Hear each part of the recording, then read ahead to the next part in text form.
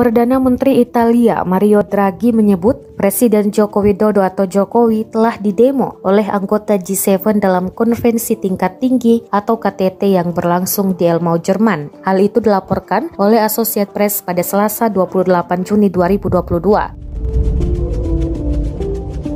G7 telah berunjuk rasa mendukung Presiden Indonesia Joko Widodo agar menyelenggarakan KTT G20 yang sukses, ungkap Draghi yang negaranya memegang presidensi G20 tahun lalu sebelum akhirnya diserahkan ke Indonesia tahun ini. Disebutkan KTT G20 di Bali pada 15 hingga 16 November 2022 berpotensi jadi pertemuan diplomatik yang canggung jika Putin datang. Draghi mengungkapkan itu pada hari yang sama ketika Kremlin mengonfirmasi kehadiran Putin di KTT G20. Menanggapi konfirmasi Kremlin, Draghi yakin bahwa Jokowi akan mengatasi Presiden Rusia itu. Kecaman pada Rusia mengalir kian deras selepas negara itu mengirimkan rudal ke Kiev pada Minggu 26 Juni 2022 pagi, bertepatan dengan hari pertama KTT G7 di Jerman.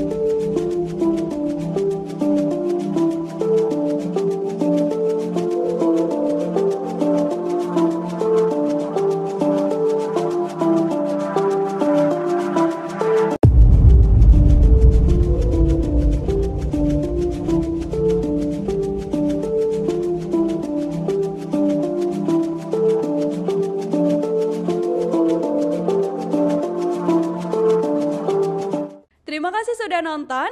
Jangan lupa like, subscribe, dan share ya.